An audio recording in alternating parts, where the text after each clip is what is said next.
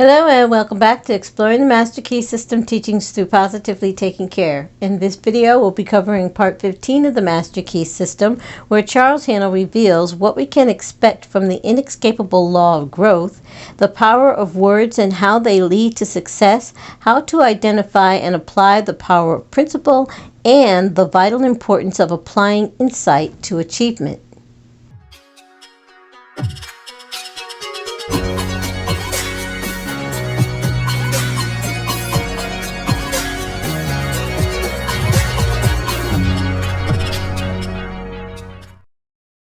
Once again, welcome back to Exploring the Master Key System Teaching Part 15.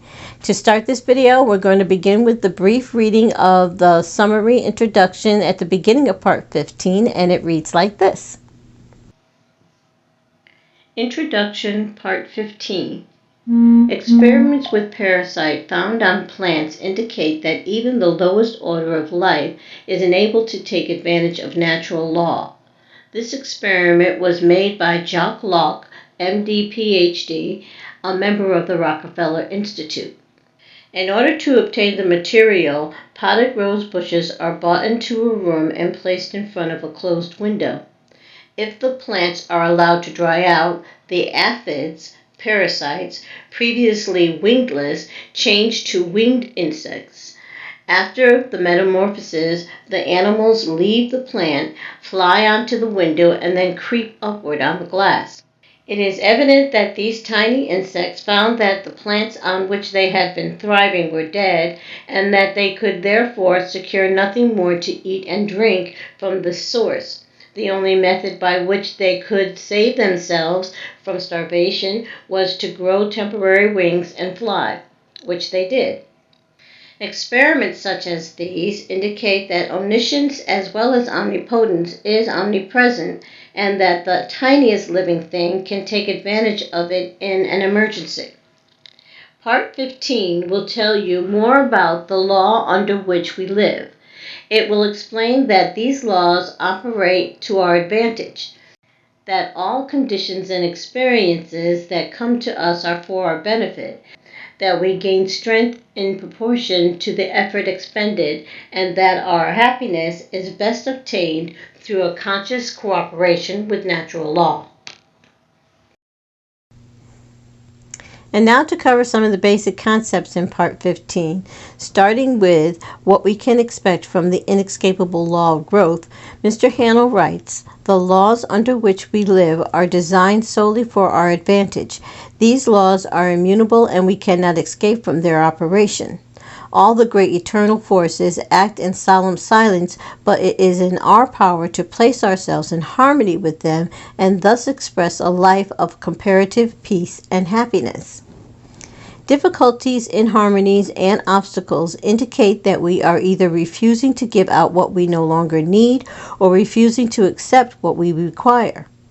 Growth is attained through an exchange of the old for the new, of the good for the better. It is a conditional and reciprocal action, for each of us is a complete thought entity, and this completeness makes it possible for us to receive only as we give. We cannot obtain what we lack if we tenaciously cling to what we have. We are able to consciously control our conditions as we come to sense the purpose of what we attract, and are able to extract from each experience only what we require for our further growth. Our ability to do this determines the degree of harmony and happiness we attain.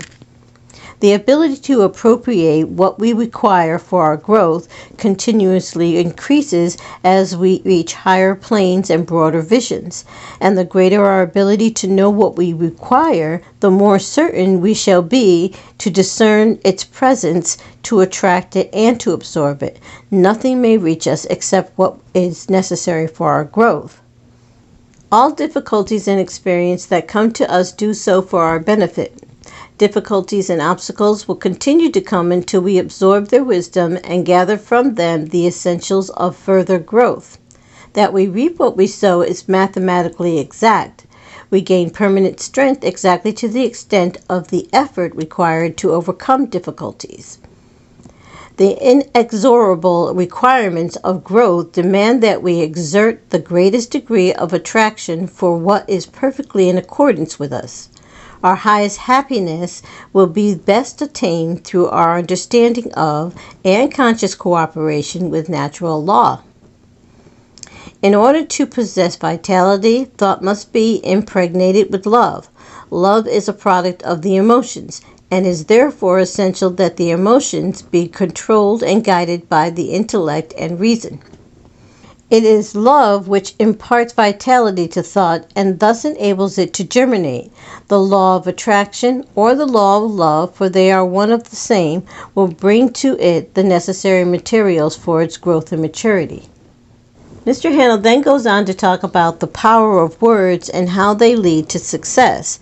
As he continues to write, the first form which thought will find is language, or words. This determines the importance of words. They are the first manifestation of thought, the vessel in which thought is carried. They take hold of the ether and by setting it in motion reproduce the thought to others in the form of sound. Thought may lead to actions of any kind, but whatever the action, it is simply the thought attempting to express itself in visual form. It is evident, therefore, that if we wish desirable conditions, we can afford to entertain only desirable thoughts.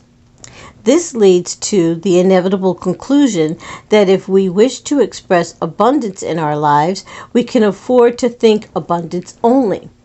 And as words are only thoughts taking form, we must be especially careful to use nothing but constructive and harmonious language, which when finally crystallized into objective form will prove to our advantage. We cannot escape the pictures we incessantly photograph on the mind, and this photography of erroneous conceptions is exactly what is being done by the use of words when we use any form of language which is not identified in our welfare. We manifest more and more life as our thoughts become clarified and take higher planes.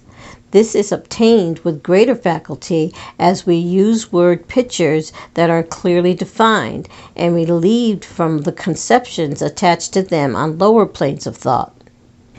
It is with words that we must express our thoughts, and if we are to make use of higher forms of truth, we may use only such materials as has been carefully and intelligently selected with this purpose in view. This wonderful power of clothing thoughts in the form of words is what differentiates man from the rest of the animal kingdom. By the use of the written word, he has been enabled to look back over the centuries and see the stirring scenes by which he has come into his present inheritance. He has been enabled to come into communion with the greatest writers and thinkers of all time, and the combined record which we possess today is therefore the expression of the universal thought as it has been seeking to take form in the mind of man. Mr. Haanel then goes on to talk about how to identify and apply the power of principle. As he writes, the beauty of the word consists in the beauty of the thought. The power of the word consists in the power of the thought, and the power of the thought consists in its vitality. How shall we identify a vital thought? What are the distinguishing characteristics? It must have principle. How shall we identify principle? There is a principle of mathematics, but none of error. There is a principle of health, but none of disease. There is a principle of truth, but none of dishonesty. There is a principle of light, but none of darkness. And there is a principle of abundance, but not of poverty. How shall we know this is true? Because if we apply the principle of mathematics correctly, we shall be certain of our results. Where there is health, there will be no disease. If we know the truth, we cannot be deceived by error. If we let in light, there can be no darkness, and where there is abundance, there can be no poverty. These are self-evident facts, but the all-important truth that a thought-containing principle is vital and therefore contains life and consequently takes root and eventually, but surely and certainly, displaces the negative thoughts which by their very nature can contain no vitality is one which seems to have been overlooked. but this is a fact which will enable you to destroy every manner of discord, lack, and limitation. There can be no question but that he who is wise enough to understand will readily recognize the creative power of thought places an invincible weapon in his hands and makes him a master of his destiny. In the physical world, there is a law of compensation, which is that the appearance of a given amount of energy anywhere means a disappearance of the same amount somewhere else. And so we find that we can get only what we give. If we pledge ourselves to certain actions, we must be prepared to assume the responsibility for the development of that action. The subconscious cannot reason. It takes us at our word. We have asked for something. We are now to receive it. We have made our bed. We are now to lie in it. The die has been cast. The threads will carry out the patterns we have made. Finally, Mr. Haanel goes on to talk about the vital importance of applying insight to achievement, as he writes, "For this reason, insight must be exercised so that the thought which we entertain contains no mental, moral, or physical germ which we do not wish to objectify in our lives." Insight is a faculty of the mind whereby we are enabled to examine facts and conditions at long range, a kind of human telescope. It enables us to understand the difficulties as well as the possibilities in any undertaking. Insight enables us to prepare for the obstacles which we shall meet. We can then, therefore, overcome them before they have any opportunity of causing difficulties. Insight enables us to plan to advantage, to turn our thoughts and attention to the right direction instead of into channels which can yield no possible return. Insight is therefore absolutely essential for the development of any great achievement. But with it, we may enter, explore, and possess any mental field. Insight is a product of the world within and is developed in the silence by concentration. And now to go over a few study guide questions for Part 15, starting with 142. What do difficulties and obstacles indicate? Answer: they are necessary for our wisdom and spiritual growth. 143. How may these difficulties be avoided?